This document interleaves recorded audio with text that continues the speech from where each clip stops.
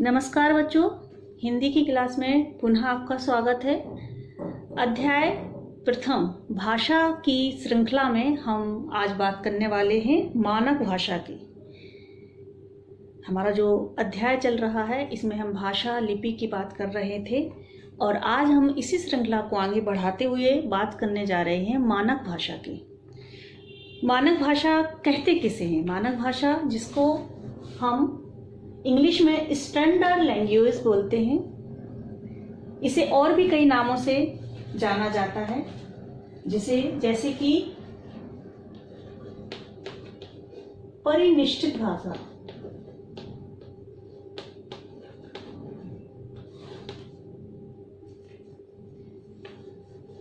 परिनिष्ठित भाषा, साधु भाषा,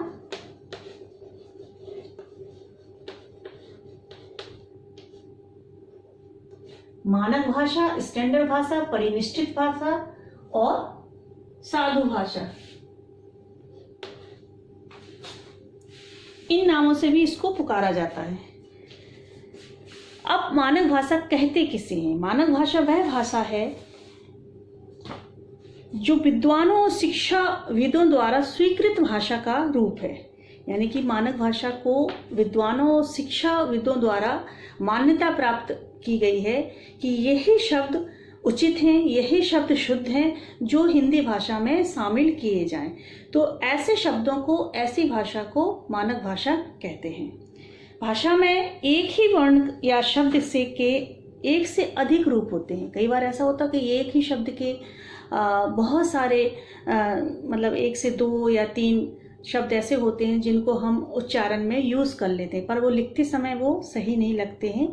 तो एक ही शब्द के, यानी कि एक ही अर्थ के लिए दो तीन जो शब्द होते हैं, वो उनमें से कोई एक शब्द को सिलेक्ट करना, एक शब्द को मान्यता देना कि यही शब्द सही है, इसे ही मान्यता दी जाए, इसे ही हम अपनी भाषा में, अपने विषयों में शामिल करें।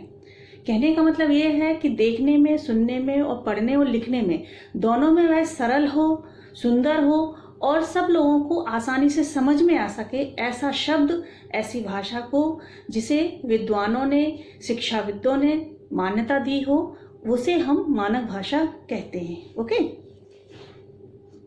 इसके अलावा हम कह सकते हैं कि मानक भाषा वह भाषा है, मानक भाषा की परिभाषा में हम बता रहे हैं कि मानक भाषा वह भाषा है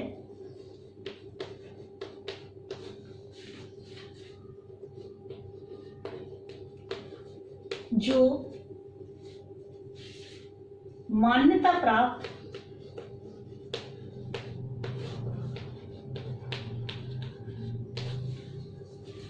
शिक्षा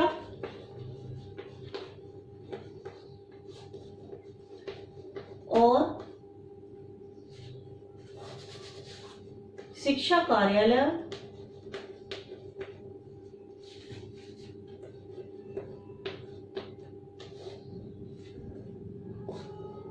कार्यों में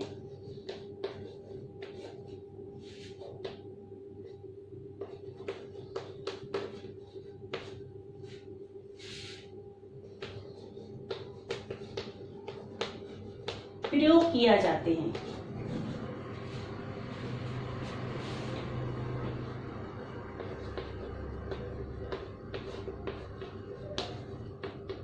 मानक भाषा किसे कहते हैं? वह भाषा जो विद्वानों द्वारा, शिक्षाविदों द्वारा मान्यता प्राप्त शब्द होते हैं, जिनका उचित अर्थ होता है, जिनका लिखने में, बोलने में, समझने में आसानी होती है, वह शब्द, वह भाषा। तो और दूसरे शब्दों में अगर हम कहें तो मानक भाषा वह भाषा है जो मान्यता प्राप्त शिक्षा कार्यों आदि में प्रयोग किया जाता है। यानी शिक्षा में जो हम पढ़ाई लिखाई करते हैं उनमें, और जो हमारे जो कार्यालय वगैरह होते हैं उनके कार्यों में जो जहाँ पे उनको यूज़ किया जाता है। यानी कि ऐसे शब्द जो हम दूसरों के सामने, यानी कि जैसे कोई हमारे सामने एक पढ़ा लिखा व्यक्ति बैठा है और उसके सामने अगर हम ऐसे उल्टे सीधे शब्द बोलें जो कि बोलने में अटपटे लग रहे हैं और उचित नहीं है, तो उनको हम रिजेक्ट करके हम ऐसे शब्दों का इस्तेमाल करें जो देखने वाले को, सुनने वाले को, पढ़े लिखे व्यक्तियों के बीच में कार्यालयों में यानी कि ऑफिस में और हमारी शिक्षा के क्षेत्र में सभी जगह पे जिनको उचित समझा जाए, आसान हो समझना और वो एक स्टैंडर्ड भाषा में गिने जाएं, ऐसे शब्दों को हम मानक भाषा कहते हैं। ठीक है। मानक भाषा व्याकरण के अनुसार ही लिखी और बोली जाती है, अर्थात मानक भाषा का पैमाना उसका व्याकरण होता है। और व्याकरण का काम क्या है? भाषा को शुद्ध करना, सरल, सुंदर और शुद्ध करना ही व्याकरण का काम है। तो व्याकरण का, जिसका व्याकरण से ताल्लुक है यानी कि व्याकरण से जिसका जुड़ा हुआ, इसका सीधा सा मतलब है कि उसको शुद्ध करना। तो भाषा, उसका जो व्याकरण होता है, उसका मतलब जो मानक भाषा है, उसके वह व्याकरण के अनुसार ही बोली और लिखी जाती है। और मानक भाषा का पैमाना कौन है? व्याकरण। पैमाना मीन्स क्या हो सकता है? पैमाना यानी कि किसी चीज को नाप तोल के रखना, पूरी तरह से निरीक्षण करने के बाद, जांच पड़ताल करने के बाद उसको फाइनल टच देना कि हाँ यही सही है। ठीक है ना, यही सही है, इतना ही पर्याप्त है, इतना ही नाप होना चाहिए, इतना ही चीज इसमें होनी चाहिए। इस तरह का पैमाना हम उसी को बोलते हैं जिससे बिल्कुल नाप तौल के साथ हर एक चीज रखी जाती है। तो पैमाने का मतलब यहाँ पर ये है कि हर चीज को सोचकर, परखकर और समझकर, यानी कि भाषा को सुंदर, सरल और सटीक बनाने के लिए, आकर्षण बनाने के लिए शब्दों को निश्चित किया गया है कि यही शब्द भाषा में जोड़े जाने चाहिए, यही शब्द इस मतलब अपने विषय में चलने चाहिए। इस तरह से कुछ शब्दों को जहाँ पे मान्यता दी गई है वो शब्द कहलाते हैं मानक शब्द। हिंदी में आपको बहुत सारे शब्द ऐसे मिलेंगे जो एक ही शब्द के अलग अलग मतलब तरीके से लिखे जाते हैं या बोले जाते हैं, लेकिन उनका अर्थ भले ही एक निकलता हो, लेकिन वो बोलने में, सुनने में और पढ़ने में अच्छे नहीं लगते हैं। तो उन्हें हम हटाकर जिन शब्दों को जो विद्वानों द्वारा मान्यता प्राप्त है उनको हमने विषय में अगर शामिल किया है या अपनी भाषा में शामिल किया है, वो कहलाएंगे मानक शब्द। ओके, उदाहरण के लिए देखिए, उदाहरण के लिए मैंने कुछ शब्द यहाँ पर लिखे हुए हैं जिनका अमानक रूप इस प्रकार से है। इन्हें हम शुद्ध करके मानक रूप में लिखेंगे, जैसे कि गए, नई, नई, अंत, ठंड, शुद्ध, संबंध, जाएंगे, चाहिए। इनका उच्चारण वही है जो कि हम मानक शब्द में करते हैं, बट उनको लिखने के जो वर्ण हैं वो हेर फेर हो गए हैं, यानी कि कुछ बदलाव हो गया है, जिन्हें मान्यता प्राप्त दी गई है, जिन्हें हमारी नई शिक्षा प्रणाली में शामिल किया गया है। तो ये देखिए, जैसे कि गए, गए का मानक रूप क्या है? गए। ठीक है ना, ये वाला एडी का आएगा इसमें। नई, नई, यहाँ पे बड़ी, और यहाँ पर हमारा जो या है, या में बड़ी की जो मात्रा लगी हुई है, तो उसे हमने इस प्रकार से लिखा हुआ है, ये हमारा मानक रूप है। अंत, इसे बिंदी के द्वारा आधा ना लिखा गया है। ठंड, शुद्ध,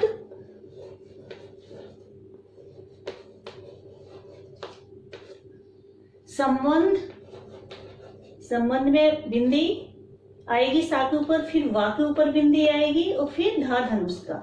तो संबंध, संबंध, इसमें माँ की जगह पे भी बिंदी आई हुई है और बा में, बा के ऊपर, ना के ऊपर, ना आधे ना की जगह पर भी बिंदी है। तो संबंध, इस तरह से जो मान्यता प्राप्त है वो संबंध ऐसा लिखा जाता है। जाएंगे, जाएंगे, जा, आई और ग और बिंदी। ओके, फिर है चाहिए, तो चाहिए, ये आपकी पुस्तक में भी है, इसे आप ध्यान से देख सकते हो अगर बोर्ड में आपको प्रॉब्लम आ रही है समझने में। तो ये देखिए, मैंने यहाँ पे लिखे हुए हैं, कुछ अमानक रूप लिखे थे, गए, नई, अंत, ठंड, शुद्ध, संबंध, जाएंगे, आए और चाहिए। यहाँ पर इनका मानक रूप इस प्रकार से है, गए, नई, अंत, ठंड, शुद्ध, संबंध, जाएंगे और चाहिए। ओके, तो इस तरह से यानी कि आपको यहाँ पे जो अमानक शब्द थे उनको विद्वानों द्वारा मान्यता प्राप्त हुई है और उसे फिर हमारी नई शिक्षा में इसको शामिल किया गया है। तो इन्हीं शब्दों को अब हम हिंदी में इस प्रकार से लिखते हैं और बोलते हैं। ठीक है, ये तो थी बात शब्दों की। अब हम बात करते हैं वाक्यों की, कि कुछ वाक्य ऐसे होते हैं जो अमानक माने जाते हैं और उनको शुद्ध करके हम मानक रूप किस प्रकार से दे सकते हैं। ये देखिए, जैसे कि यहाँ पे मैंने एग्जाम्पल लिखा हुआ कि हम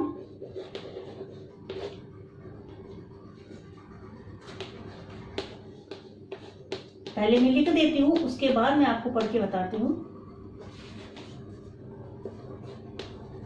हम नहा लिए हैं, यहाँ पे मैं 4 लिखूंगी, सेकंड नंबर पे है हमने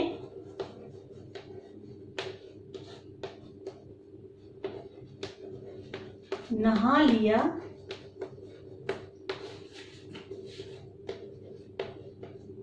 है। थर्ड नंबर, हम नहाया हुआ है।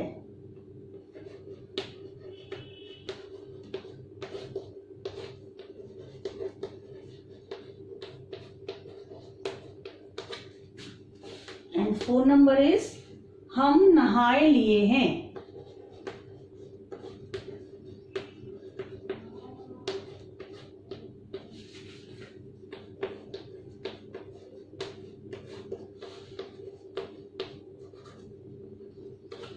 ये देखिए, मैंने 4 वाक्य यहाँ पे लिखे हुए हैं जिसमें एक ही बात कही गई है। बात एक ही है कि नहाने की बात कही गई है कि हमने नहाया है, ठीक है ना।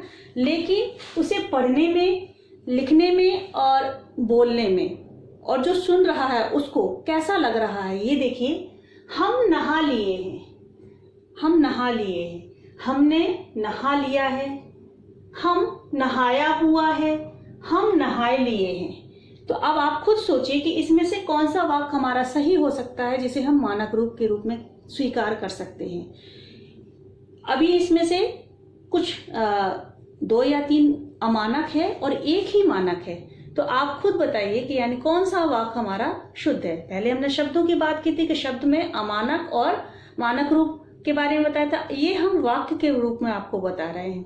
तो इसमें हमारा जो सबसे पहले जो सेंटेंस हो सकता है, जैसे हम नहा लिए हैं, ये तो नहीं होगा। हमने नहा लिया यानी कि हम ये काम कर चुके हैं। तो हमारे हिसाब से ये चीज राइट है। ओके, इसी प्रकार से दूसरा वाला आंसर, दूसरा देखिए, ये आपका पहला एग्जांपल मैंने आपको लिखा है। दूसरा देखिए, फर्स्ट नंबर पे, मैंने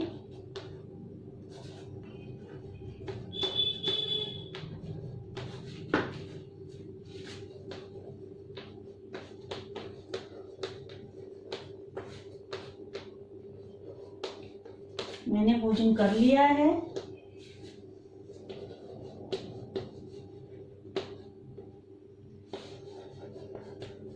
मैंने खाना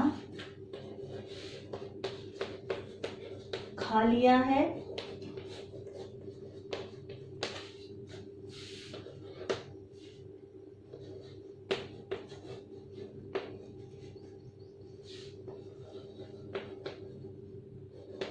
मैंने खाना खा लिया हूँ।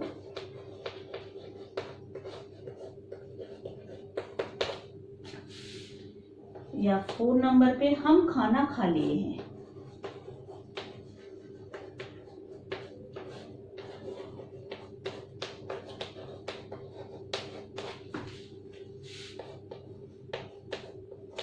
ये देखिए, 4 वाक्य मैंने फिर से यहाँ पे लिखे हैं। मैंने भोजन कर लिया है, मैंने खाना खा लिया है, मैंने खाना खा लिया हूँ, हम खाना खा लिए हैं। अब हम खाना खा लिए हैं, ये तो किसी कीमत पे नहीं हो सकता। मैंने खाना खा लिया है, ये भी नहीं हो सकता। खाना, खाना, खाना, भोजन, इन चारों में जो बात चल रही है वो किसकी चल रही है? खाने की, यानी कि बात एक ही चीज की चल रही है।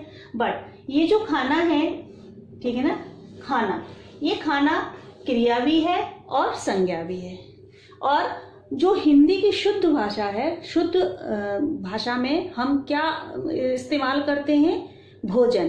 क्या इस्तेमाल करते हैं कि हम मतलब कि भोजन खा लीजिए, भोजन लगा दीजिए, भोजन परोस दीजिए, है ना। यही चीज जो अपनी भाषा है, अपनी प्रॉपर जो अपनी हिंदी की शुद्ध भाषा है, उसे हम खाने को भोजन कहते हैं। तो भोजन शब्द जो हमारा वो किस में आएगा, वो मानक वाक्य में आएगा। यानी कि हमारा मैंने भोजन कर लिया है, ये हमारा मानक वाक्य है, बाकी हमारे अमानक वाक्य में आएंगे। ठीक है ना। तो ये मैंने आपको मानक भाषा के बारे में बताया। अब हम नेक्स्ट चलते हैं। बात कर रहे हैं हम साहित्य की। भाषा की जो श्रृंखला हमारी चल रही है, भाषा, लिपि और भाषा, मानक भाषा, उसके बाद हमारा आ जाता है साहित्य। तो साहित्य प्रत्येक भाषा में, यानी कि हर भाषा में अलग अलग विषय होते हैं जिसमें ज्ञान को संचित करके रखा गया है, यानी कि ज्ञान को संजो के रखा गया है। और यह ज्ञान संचित कोश है। कोश मीन्स भंडार। कोश मीन्स क्या होता है, भंडार, यानी कि जहाँ पे बहुत सारे शब्द, बहुत सारे ज्ञान को एक साथ इकट्ठा करके रखा हो, उसे कहते हैं कोश। तो संचित कोश यानी कि साहित्य में बहुत सारे ज्ञान को एक साथ इकट्ठा करके रखा है, वो कहलाता है साहित्य। युगों से प्राप्त ज्ञान को एकत्र किया गया है, एकत्र किया गया ज्ञान ही साहित्य है। इसकी परिभाषा इस प्रकार से है कि प्रत्येक भाषा में ज्ञान के अलग अलग विषयों का भंडार है। यह ज्ञान का संचित कोश है। युगों से प्राप्त ज्ञान को एकत्र किया जाता रहा है, एकत्र किया गया ज्ञान ही साहित्य। अतः हम कह सकते हैं कि ज्ञान के संचित कोश को, ज्ञान के संचित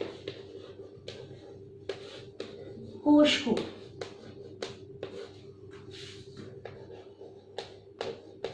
साहित्य कहते हैं। क्या कहते हैं, साहित्य।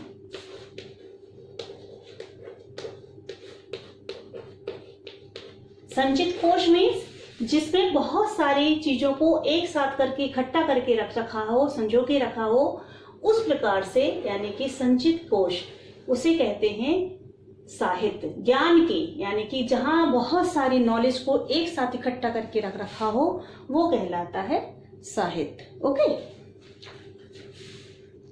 अब आ जाता है साहित्य के प्रकार। तो साहित्य के दो प्रकार मैंने आपको बताया था कि जैसे हिंदी में स्टार्टिंग में मैंने आपको बताया था कि हिंदी को दो भागों में बांटा गया है, एक पाठ में और दूसरा है व्याकरण में। तो व्याकरण में क्या चीज पढ़ रहे हैं हम, वो सारी चीजें हमने बताया हुआ था।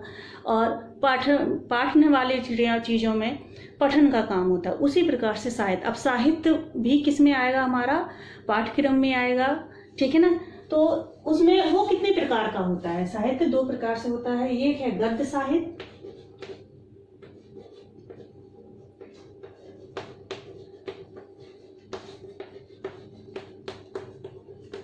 और दूसरा है पद्य साहित्य।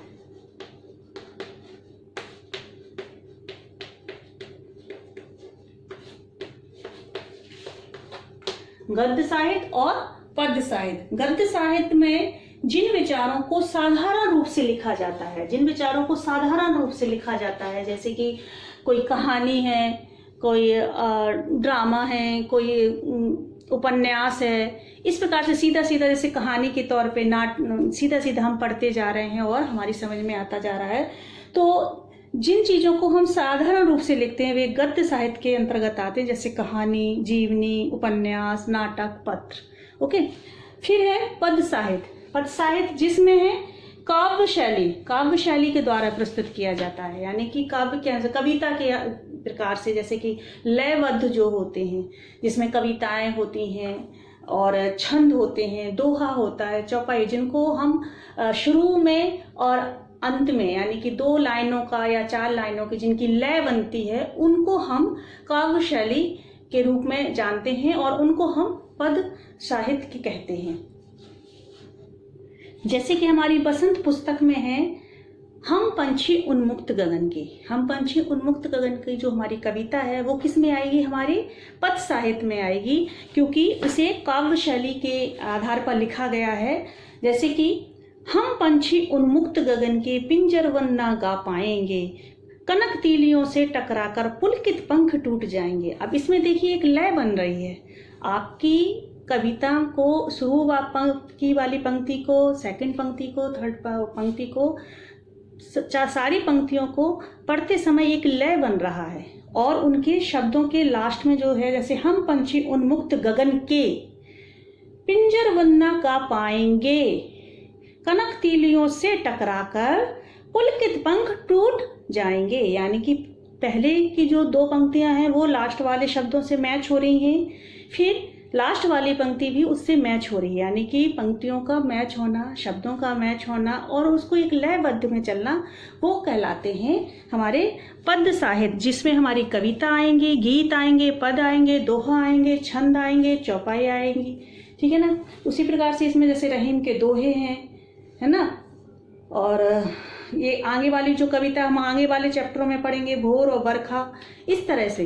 तो साहित्य कहने का मतलब ये है कि इनमें जो ज्ञान को संचित करके, यानी ज्ञान को इकट्ठा करके रखा जाता है, वो कहलाता है साहित्य।